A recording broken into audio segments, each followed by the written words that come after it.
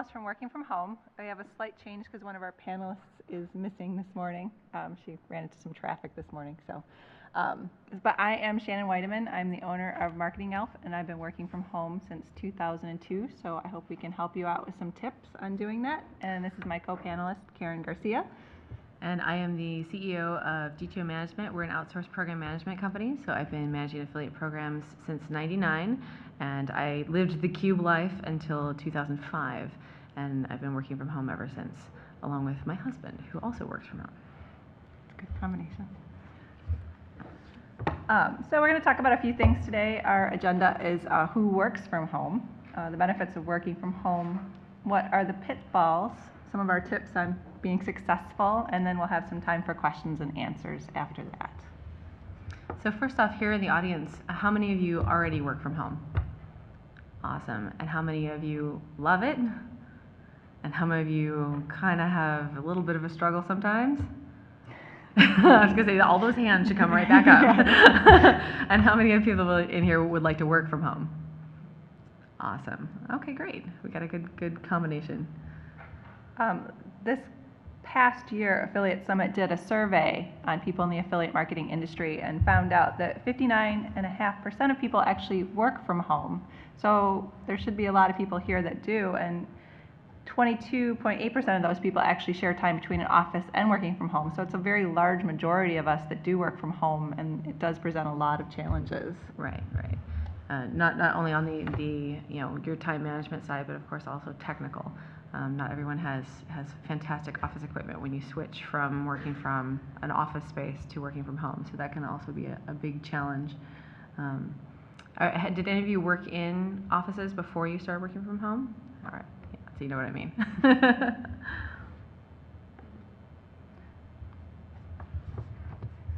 All right, so in terms of benefits, obviously, one of the great benefits of working, working at home is you don't have to commute anywhere. When I was working in a cube, I had an hour commute and I never saw my family. It was really, really difficult to actually, have that conversation, even with my husband, because I would leave in the morning and the kids would still be asleep and he was just getting up, and then I'd come home and it's time for the kids to go to bed. So I was missing out on the entire point of why I was working so hard. So for me, making that change was just a fantastic change in my dynamic of my home life, and it was a really big benefit for me. How about for you? I think working from home, I just was tired of the commute. I live in the Detroit area, and getting anywhere in rush hour is an hour-long thing each way. So I wanted to cut that time to be with my daughter, and so that was a very important benefit. Yeah. One of the other benefits I found of working from home is a greater productivity. When I was working in an office, it was very difficult to finish a project because you're constantly interrupted by a lot of things. And there's of course are interruptions at home as well, but it's less interruptions from people who can just walk up to your desk. So it's nice to have that, be able to shut the door, turn off everything, unplug the phone, and just get your head down and work. I do a lot of coding as well, in addition to a lot of the marketing stuff that I do. So if any of you are, programmers or do anything of that ilk, you know how hard it is to get back on track when you're interrupted. You get that first interruption, and then you have to remember where you were and what you were doing, and then you miss a comment in your code, and then stuff doesn't work. So it's important to have that space for yourself. And it took me a while to kind of figure that out, switching between working outside of my house and working in my house, and how it was going to work. But it's once I got it figured out, the amount of productivity, the stuff that I can do is immense. I found that working from home saves a lot of money too. Yes. You don't need to have the full wardrobe that you do when you're working at an office. Not saying that we all work in our pajamas, that occasionally does happen, but I don't mind so much. That's like the cliche, you get to work in your pajamas. Not so often. No, I actually, and this is something, when of course when you first start working from home, it's kind of nice just to blaze about a little bit, maybe wear the t-shirt or something. But I actually every morning I get up, I get dressed, I even put on my shoes, because something about putting my shoes on means that I'm working. I'm not just gonna sit on the couch and watch Netflix. I've put my shoes on and we're ready to go. And so for me, that's that getting dressed thing. It sounds so ridiculous, but it's just the way that I'm ready for the day. You know, it's like having my coffee is putting my shoes on. So Yeah. yeah. Lower stress levels. Oh yes, stress levels. Now this is kind of a mixed bag. So lower stress levels, it's a different kind of stress. There's eustress and distress. And distress is where you're so it's so stressful that you can't do anything else. Eustress is a stress where like there's things that are good and you have a lot to do, and that's a different kind of stress. And that's the kind of stress that is, that I like a ton. Because I like having a lot of projects, I like having a lot of stuff to do, I like being able to accomplish that on a daily basis. And the biggest thing that I found that is helpful with that is actually some time management, and we'll get into that in a little bit. But the benefit of working from home is not having so much of that distress of having somebody over your shoulder constantly making you feel like you have to perform for somebody else, because that fear of disappointment, the only person that you're going to disappoint if you're working for yourself especially is you. So I mean, you can be your own worst enemy, but you can also be your own best friend in that regard. Mm-hmm. And there's also the environmentally friendly factor. So, it's a lot of wear and tear on the environment. You're driving back and forth to work. Well, at home, you don't have that commute. You're not using the gas. You're not using as many resources. So Right. that's, an important thing. Well, and especially, I live in California, and for a while our gas prices were, almost $5. And I felt so bad for my friends that were doing that hour-long commute, because, when I was doing it and gas was like $3.50, I was complaining then, but I couldn't imagine having to commute, 5 days a week and an hour and a half in rush hour traffic and pay $5 a gallon for gas. It's ridiculous. So it's really great to not have to do that anymore. Yeah. So pitfalls. Yes, that is the biggest problem, I think, with working from home, is the pitfalls, and how do you manage them? So the thing that always comes up is that you always have the friend, you're working from home, and they don't believe that you have a real job. So they're constantly calling you, "Hey, Karen, can you go out for coffee today?" Oh, sure, at the drop of a hat. Yeah. So, what are some of your ways that you work around that? I actually, for a while, I had a really big problem with several people that literally didn't think I had an actual job. One of them was my parents, but it's what do you do? And so for a while, I had to institute basically a silent policy. So I would actually unplug my house phone, and from when I started working in the morning at like 8 o'clock until noon, I would unplug the phone, and that was my time, and you could not have it. And that was the only way I could get around it. Now I've actually kind of adapted that a little bit, now that most of the people that are my friends and that would interact with me on a daily basis aren't going to be making that phone call, because they know that I actually am working. But I have instituted a day, essentially. So my Wednesdays are mine. They don't belong to anybody else. I have no client calls on Wednesdays, and Wednesdays are my day to be creative, whether it's something for my own business or whether it's sitting down and brainstorming specifically about an individual client. Wednesdays are my day, and nobody else gets them. And that's just the way that I found that I can actually do things that are outside the box for my clients. And sometimes I won't even tell them that I'm working on something until I've kind of got it all figured out. And it just allows me that freedom to do something amazing. Whereas if I'm doing it in 5-minute increments, and with the interruptions and the other work I got to do, it's just never going to happen. So taking that time for yourself and setting it aside to allow yourself to, just sit and doodle and drift. You come up with great ideas. It's like being in the shower. You come up with fabulous ideas in the shower, and then you get out and you forget them. So, taking that time is, I found, really valuable for me. So that's how I've kind of got past some of that creep that happens. I also find that you have to learn how to say no. Yes. To your friend. Because that was It's my hard. parents too. They'd be like, "Oh, you're home," so they'd want to chat online or something, and it's just, you turn off your phone, learn to say no, but do set aside time to get together with those friends on occasion, because you don't want to suddenly turn around and not have any friends and they don't want to get together with you at all. So. Right, right. And it's one of those things where you don't necessarily have to say no completely. You just have to say, I really can't right now, but let's schedule something for next Tuesday. Pick a day when they can have your time, because it makes them feel good. You have now planned when you're going to have the interaction. You can set aside the time on your own terms, and it's not that, oh well, she rejected me again. Because that's really hard. I mean, you can really isolate yourself really quickly, and it becomes one of those things where, and I think you've probably had this too, where especially with having kids in the house and you're working so hard, and then suddenly you look at things and like, I haven't been outside the house except to like go to the grocery store and put out the trash for 6 months, and it's like, oh, there's a thing in the sky and it glows, So you have to take that time to actually continue to have a life that doesn't involve your kids, that doesn't involve your work, because you'll burn yourself out, and that's not good. Yeah. And the housework, the dreaded pile of housework. This is my big thing, is that I cannot do work with a dirty sink. If there's dirty dishes in the sink, it's like calling me. I'll be like at my computer, I'll be working, and I'll be like, I just know it can be rooms away, and I just know that there's dirty dishes piling up. So, you have to I find that I have to schedule time to do those things so that it's done. I mean, I like to do my cleaning up the sink at night before I go to bed. I like to wake up with a clean sink in the morning. That's just me. That's what works for me. And make sure that everything's put away, the dishwasher's loaded, so I don't have that wake up first thing in the morning, oh God, I got to clean out the sink before I can be productive today. Right, right.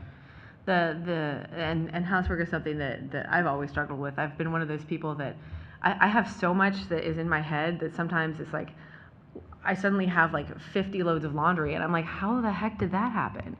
And so, and there's various things that are like kind of online programs or whatever that kind of help.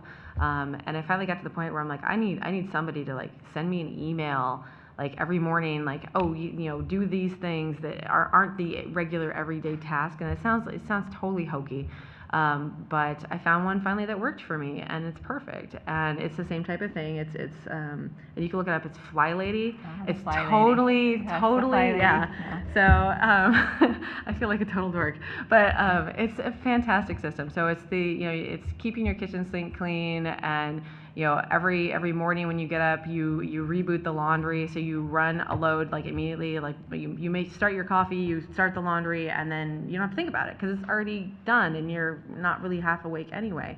And that has made it infinitely easier to stay on top of that without it being interruptive of my work. Because the last thing you want to do is be on a phone call with a client at 11 o'clock in the morning and have the buzzer for the dryer go off.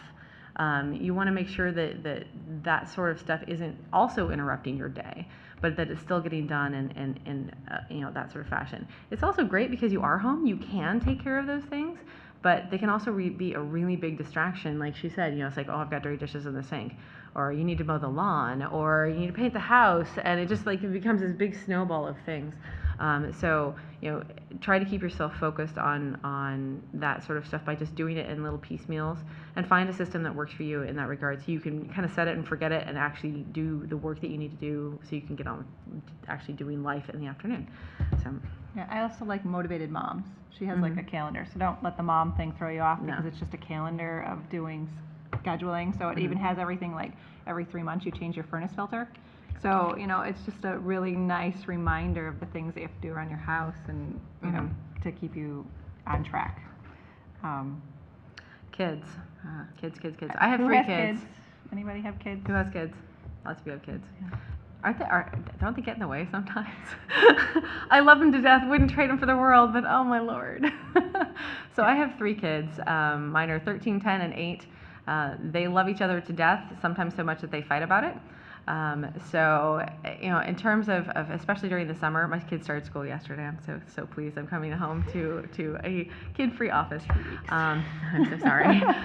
But during the summer especially, it can be really, really hard to deal with having your children, show up in your office because they want your time. And the thing is that you have to plan for that. And so we actually, the first year my husband and I were working from home and the kids were home during the summer, we were going to lose our minds because we were so used to working a certain number of hours And the kids were always interrupting with a fight, or they wanted lunch, or they wanted a snack, or they wanted another snack. And it was just that whole, they interrupt, and then you have to get back on schedule for what you were doing. And they don't work on your timetable. And so we actually had to come up with basically our summer schedule.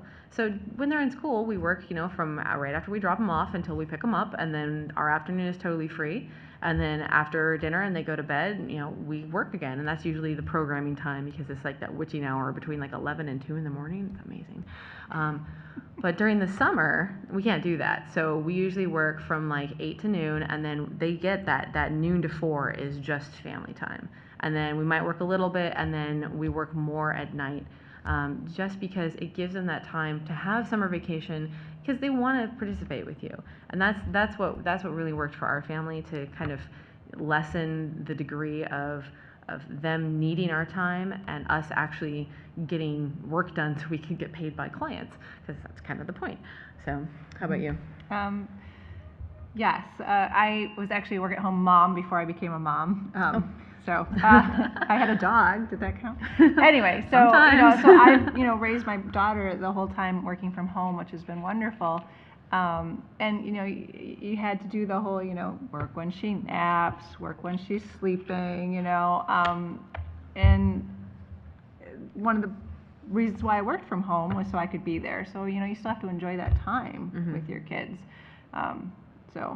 And I mean, if you have chosen to work from home because you want to spend more time with your kids, well, then spend more time with your kids, because that's the point. Because I mean, like I said, when I was commuting, I wasn't spending any time with my children at all, because they'd get up after I left, and they're going to bed when I come home.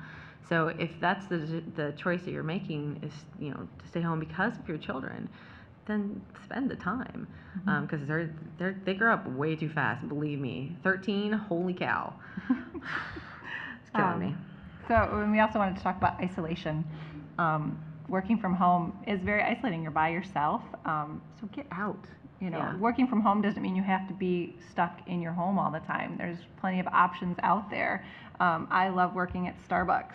I have a whole kit in my laptop bag of things that I have, and it usually includes a notebook, headphones, and a mouse.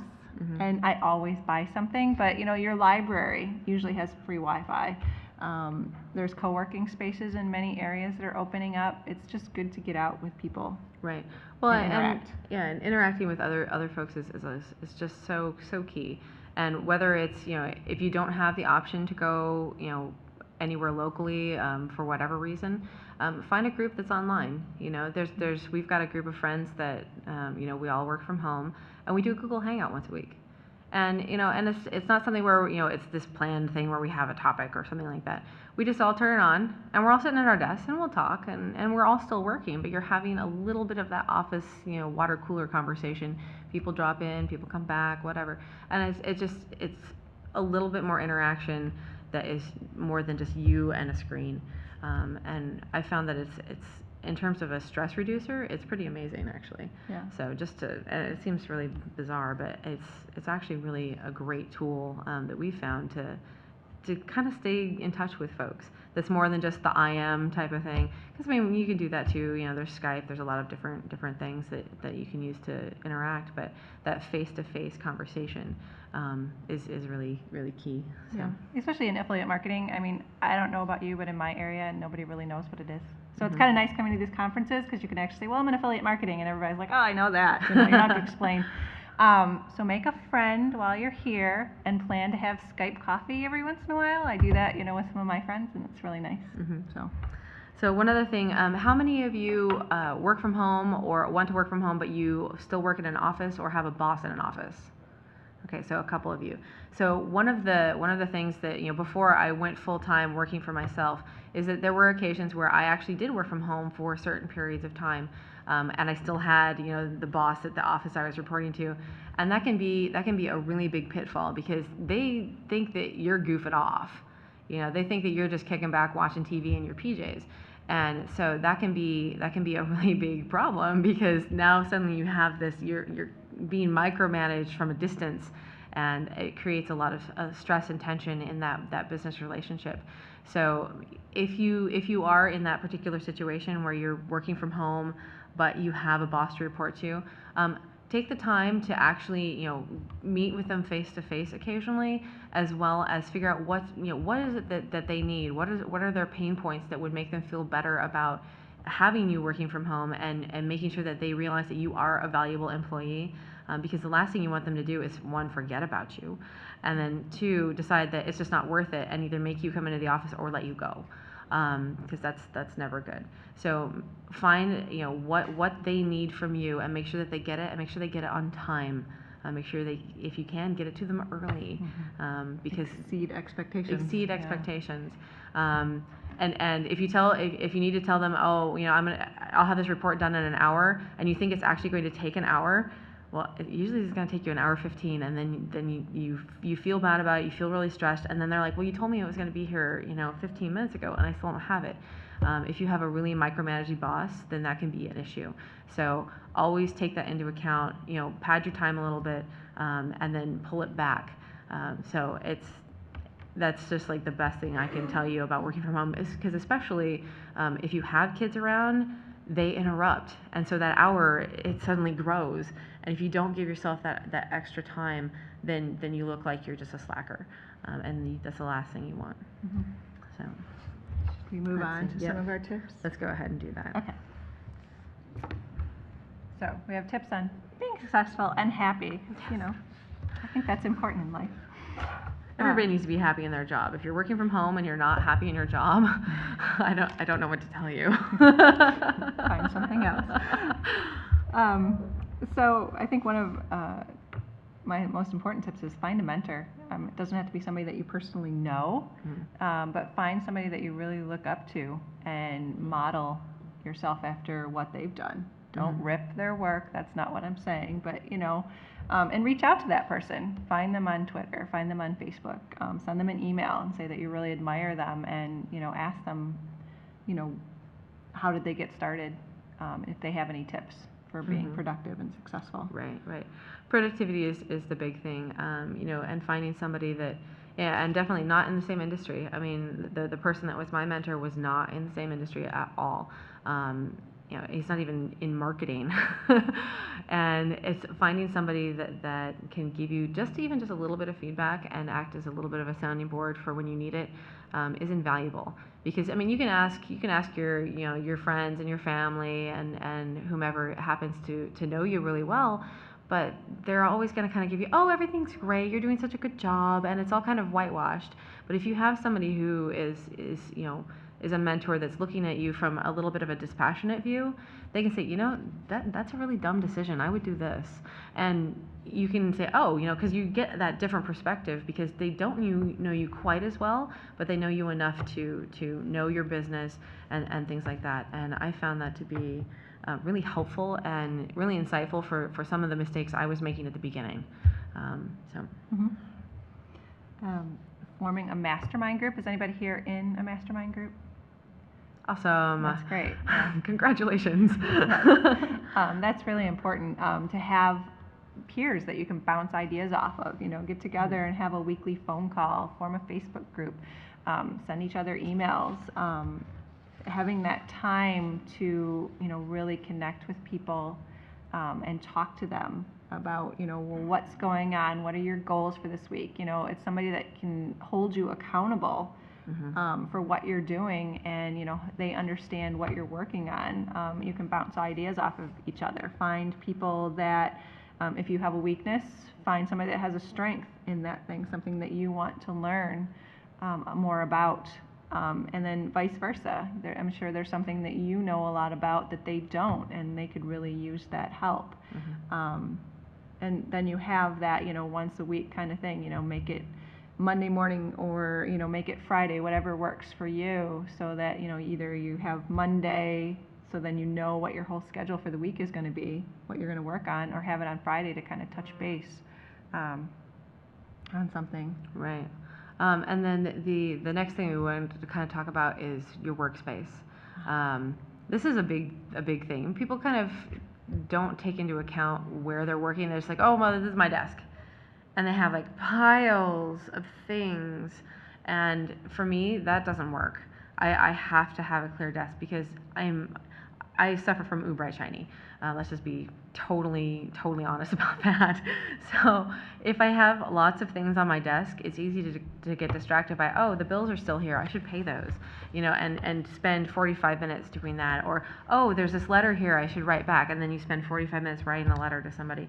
And yes, I do write letters, and I put stamps on them, and I put them in the mail, and I support my post office, because it's not an email. I actually had somebody come to me yesterday at the meat market, or not 2 days ago at the meat market, and I haven't seen him for 3 years, and he said, I remember you. You sent me that nice card after this conference in 2010, and I was hoping I would see you. I haven't been to an affiliate summit in several years, and I was hoping I would see you. And I remember you because I sent him a card.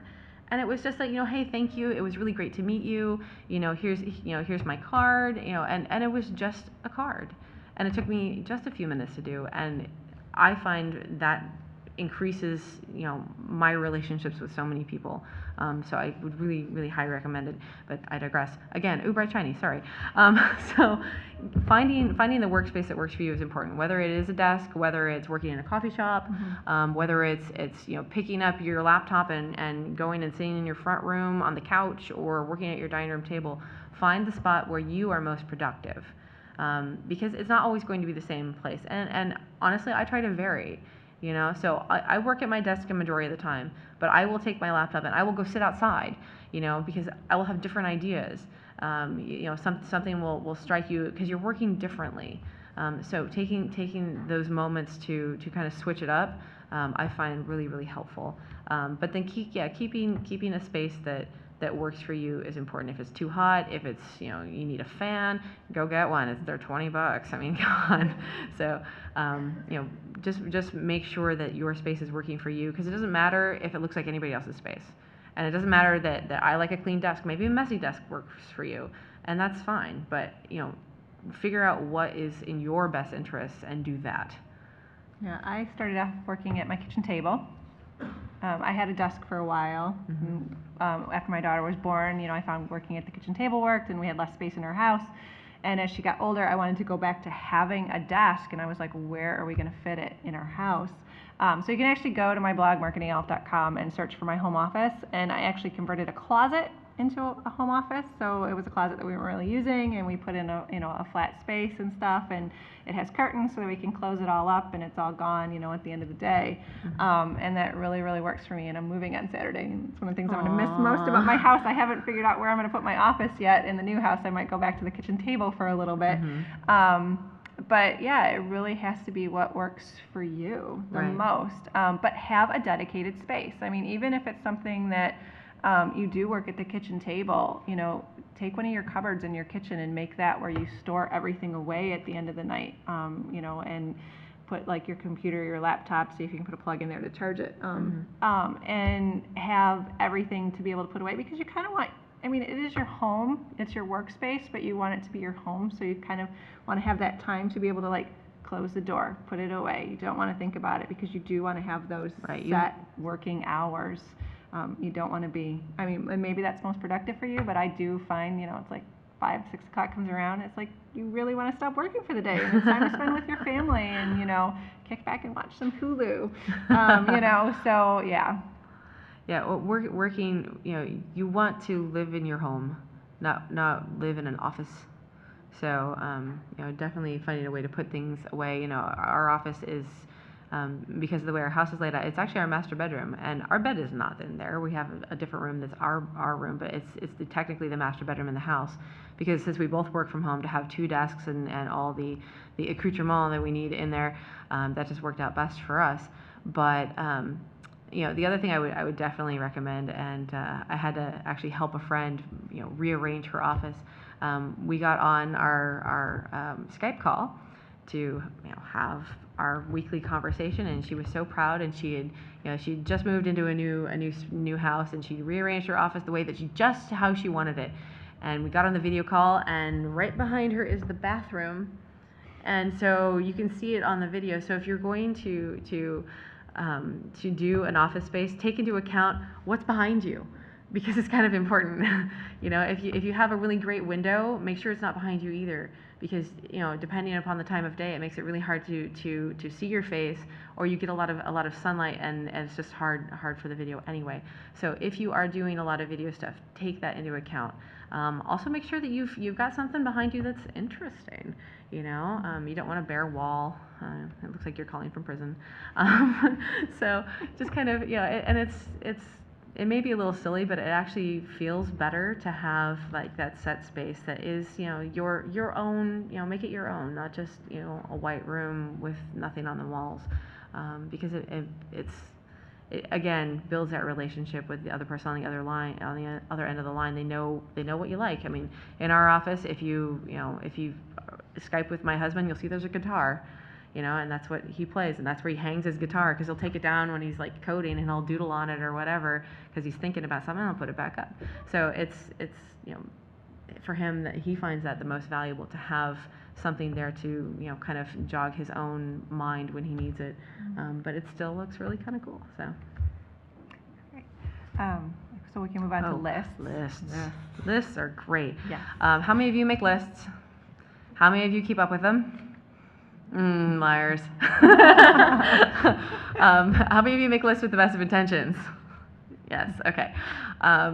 In terms of you know, making lists, and I've experimented with this a ton, because I'm one of those people that I need to write things down. If I don't write them down, I forget them, and typing them into a computer does not work for me. There's a lot of online things that, you know, online list builders, you know, whether it's, you know, using like something like Cozy or Zoho or Sugar or any of those different things. You can do Basecamp.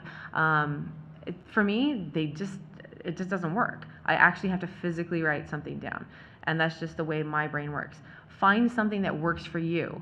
You know, ask around, ask other people, and experiment. So I actually spent like a good 6 months going through and trying a bunch of stuff until I found something that worked for me. And I'm going to totally name drop.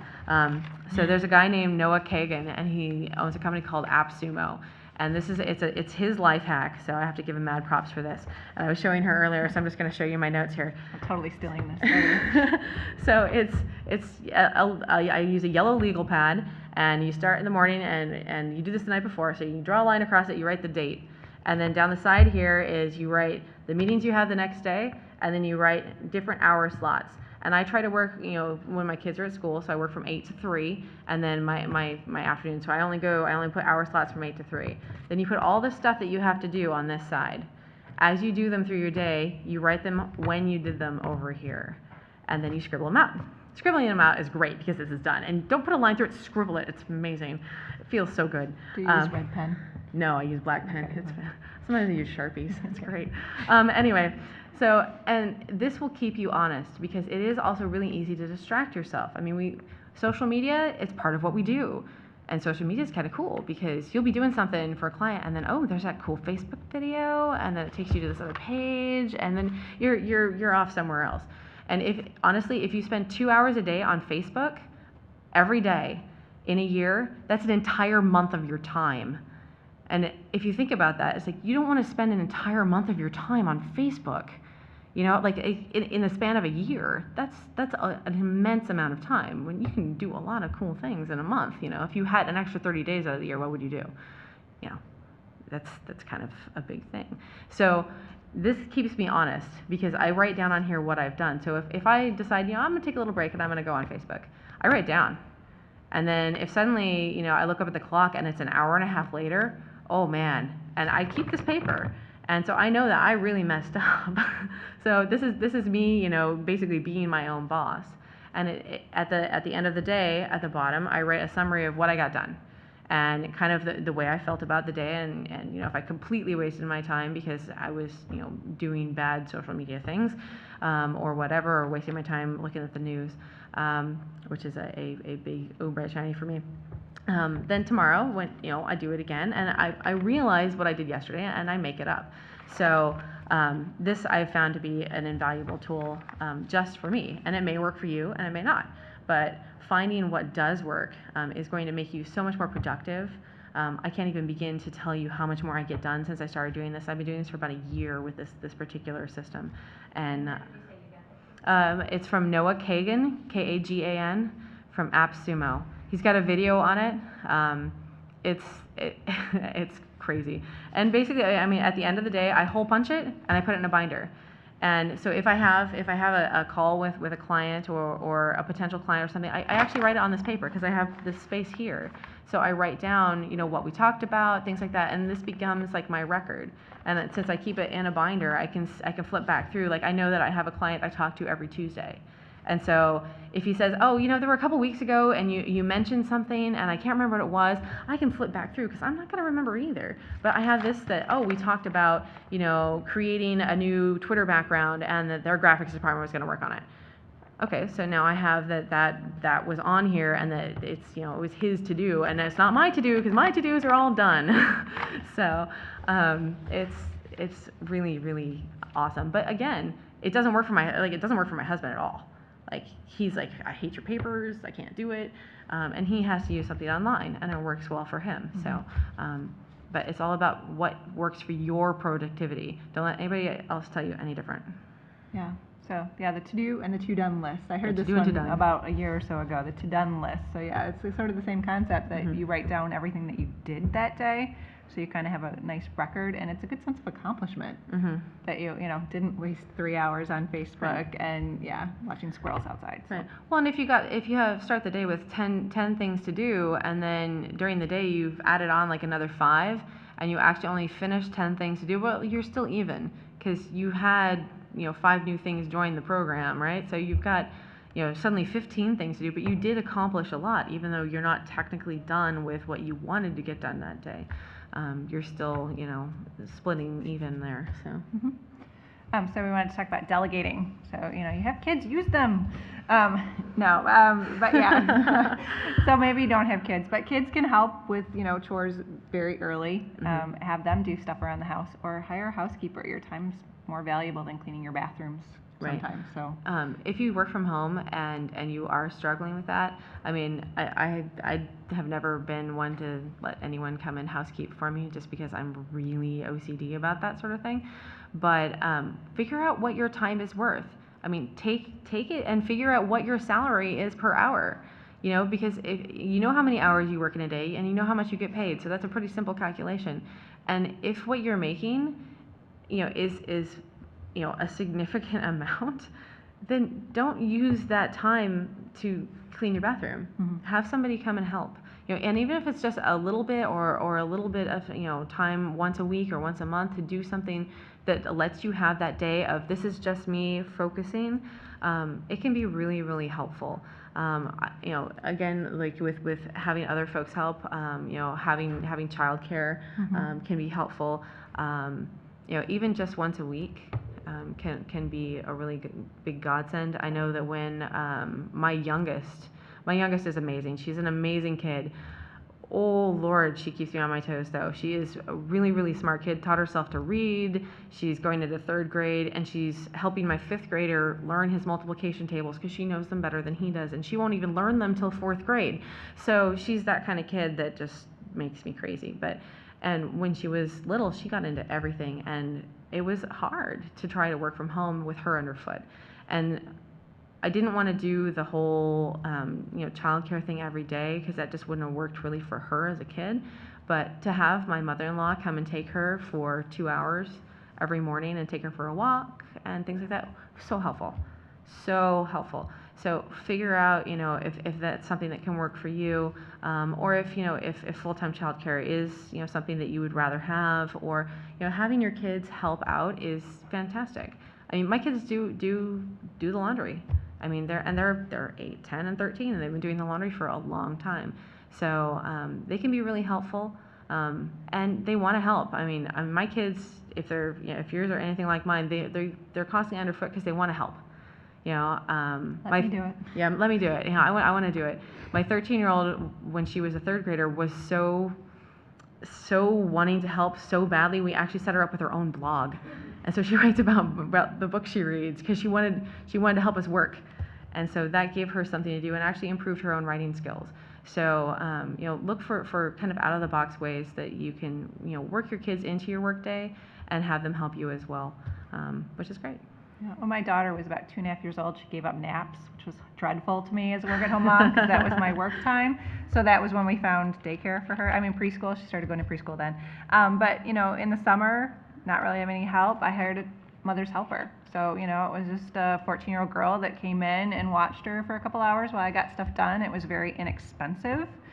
Because I was at home, so you don't really charge the same as a full babysitting rate. And that was fabulous to me. My daughter loved it. They were good friends. She was like, wow, an older sister to come over and play with me and stuff. And yeah, so there's a ways around it. But in the summer camps are great. Summer day camps. Find some good ones in your area. Right. And they're usually very inexpensive, and your kids love them.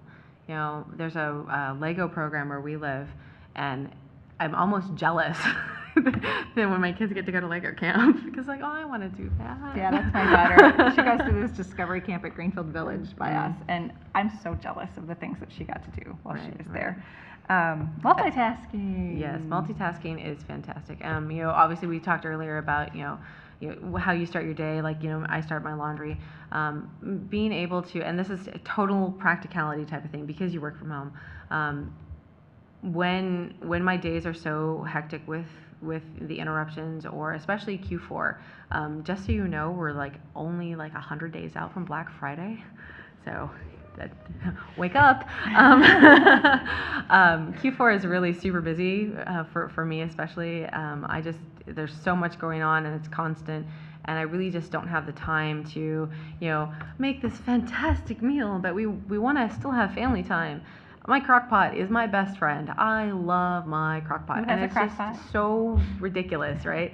But really figure out a way that you can still maintain that family dinner table, because it keeps that cohesiveness, while you're still able to do a whole lot more work without having to fuss with whatever is going on in the kitchen. Q4 we basically live out of our crock pot, and the kids love it. So I really don't know what else to say about that, but I love it. No, but yeah, I'm a big multitasker too. For me, I know that my washing machine takes 30 minutes to wash a load of clothes. So, and that's a good amount of time to get something done. Before you start a project, throw in a load of clothes, let it go. You set your timer so that and it's a good time to get up and take a break, walk around, and work on and move on to something else. Right. So yeah. But you can't let it distract you. No. And that's the really really key thing, is don't let those little household chores that you do, that you get up, you start, you check on something, whatever. Don't let that be your interruption, because you need to use those as your tools to make your day easier and faster and more efficient, not to make you lose track of where you are, or keep you from completing something that you want to get done, especially if you work for yourself. Because really the only person when you do that, the only person you're hurting is yourself, and you don't want to be doing that, because it just wastes your time and defeats the purpose of working from home. Mm-hmm. So I always found that the small increments of time, yeah, that you always have something like 10 to 20 minutes, kids, especially with having kids, that you have these 10 to 20 minute time blocks. So find tasks that you can accomplish in that, whether it's creating a new blog post or uploading some new products to your website, and just sort of know when those are going to be, because that you can just sneak in that small amount of work. Maybe it's the time that you're waiting for your child while they're in a class, or while you're waiting at the doctor's office, to be able to get those small little tiny tasks done. Right. Well, and having the correct tools at your disposal to do those tasks from a long distance, when you're not at your desk, is really actually kind of fun and valuable, because one of the things that I love is I actually have an app on my phone that ties me into the back end of my blog, so I can just blog from anywhere. And you can put things into draft, and I actually sometimes will make a list of blog topics or whatever, and give it to Joel, because again, list online, that's all him. And so I'll give it to my husband to go ahead and take care of a few things. But to have the ability to do that from anywhere, especially with smartphones, is really fun and fantastic. So find a tool set that is going to assist you in your day-to-day. And then set your priorities of what's important to you. Is it important to you that that you're always the one that takes the kids to the doctor? Because for me, it is. It's important that I'm always the one that takes the kids to the doctor, because by the time my husband gets home from taking the kids to the doctor, he doesn't remember what the heck the doctor said. So then I'm panicking. I'm just calling the doctor, and they're like, "Why didn't you come in?" So decide if that's what's important to you, and plan for that. Because as long as you know what your non-negotiables are, for you as a business person, and you as a parent, and you as just a person in general, and what the other priorities are for your family, you can basically put that into your schedule, that these are what we absolutely, every week, this is what we do. Every Saturday we have a game night, and we have a game night. We break out board games and we sit around, and that's what we do on Saturday nights. I mean, sometimes we go to the movies, but the majority we have game night, and the kids absolutely adore it, and we wouldn't give that up for the world. So if that's something, or if you go to church on Sunday mornings or whatever, or family dinner every night, what's your non-negotiable, and make sure that's in your schedule. Because the last thing you want to have to do is say, oh, well, I'm going to go eat at my desk because, I'm working on this project and I can't stop. Well, that's removing yourself from your family, and that doesn't make you happy in the long term. Mm-hmm. So. Yeah. And I also wanted to add too, sometimes I would sign my daughter up for classes, and I'd be like, yes, a half hour and I can work. Don't always do that. Take time to watch your kids in their classes. Take time to read a book. Have fun. Mm-hmm. Enjoy life. Don't always make it all about trying to schedule in these small little places to work. Right. But sometimes there's life going around. Don't miss it. So. Right. And if something, one of the things that has become, well, I don't even know how to say that, but if exercise is important to you, and it should be, get up from your desk. Make that time for yourself, whether it's in the morning or in the afternoon. Again, what works best for you is not going to be what works best for everyone, so figure that out. And get up and get outside, do something that is good for you as a person, as a human being, in terms of movement. Whether it's walking, running, yoga, riding a bike, swimming, it doesn't matter. Just get up and move. It clears your brain. You'd be surprised. I mean, schedule that time. Schedule it and stick to it. I mean, make it. That is your time. Don't let anybody step on it, and don't step on it yourself. No. I have a treadmill desk, and right now I'm so frustrated. I do a breast cancer walk every year with Missy Ward, who runs Summit, and I was doing the one in Chicago this year, and right before it started, while I was in Chicago, I blew out my knee. And so I am currently curtailed, and it's so hard because I'm not allowed to walk on my treadmill, I'm not allowed to jog on my treadmill, I'm not allowed to use my bike, and I am stuck. And I'm a big rules lawyer, and I have to be honest with you, I tried to go for a walk 2 weeks ago, and a car pulls up behind me. I'm a block from my house. And it's my orthopedic surgeon. He's like, what are you doing? I'm like, really? I'm caught? This is so not fair. I was like, I can't even break the rules when I try. So, and he made me get in the car and he drove me home. So I have a no working while working out rule. To me, Yes, that's my workout time. I don't want a treadmill desk. I'm sure it works for some people, and if that works for you, that's great. But no, that's not my thing. So. Oh, I thought you meant because I have a treadmill desk, and yeah. So if it works I for you, don't great, do it all the time though, because I can't code on it. Yeah. I can write from my treadmill desk, but I can't.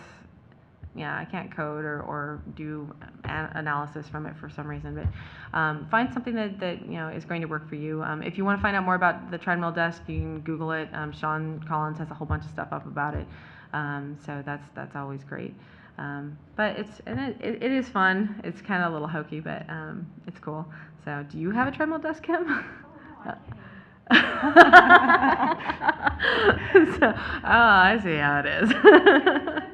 So I think we had one more point that we Oh, wanted yeah, to bring one up more before point. questions, and that Yeah, was yeah. about giving back. Yes. I think that's something that's really, I have some mentors that, kind of have guided me as far as that. But find a charity, find a cause, find something that really speaks to you, and take that time. I mean, I personally am touched by leukemia and lymphoma, so I joined Teen in Training this year and did a century ride, trained for a century ride, which is 100 miles in one day, and I raised over $10,000. And for me, I mean, the whole experience was wonderful. So really, find something. I know that you have done the breast cancer walks Right, with so- Affiliate Marketers Give Back. Yeah, so it's Affiliate Marketers Give Back. For the last 7 or 8 years, we've done the breast cancer walks all over the country. We used to do the 60-day or the 60-mile 3-day. So it's 60 miles over 3 days that you are walking, and we decided that's a little far. So we are now doing the Avon Walk, which is 40 miles over 2 days. So you walk a marathon one day, and then you walk the remainder the second day. And we've done them in Chicago, and we've done them in New York, and LA, and Denver, and it's really fantastic. So the next one is coming up, and I would encourage you all to join us. Everyone's welcome. But it's really it's an amazing experience to take time out from work, right? And actually go out and do something with peers. Because the people that do the walk with me, they're other affiliate managers, they're affiliates, they're merchants, they're networks. And while there's some amount of networking that goes on in that group, it's just nice to be able to participate with like-minded individuals to actually make a difference. And the Affiliate Marketers Give Back team has raised almost $500,000 over the last 8 years for breast cancer research. And so I'm incredibly proud of that. I'm incredibly proud of Missy because she's the spearhead in that, and she's the one who lights a fire under all of us. And I have to say, you do not have to be in the best shape of your life to do something like that, because I am not in the best shape of my life. That was 20 years ago when I was playing field hockey and lacrosse every day. But it doesn't matter. It's about participating. And I would really encourage you to find something that's true, that's close to your heart, and stay true to it, because the amount of giving that you do, the amount you get back from it is absolutely staggering. Yeah, So, I agree. so anyway, on that note, does anyone have any questions? And if you have questions, please go up to the The microphone microphone. for the video, please.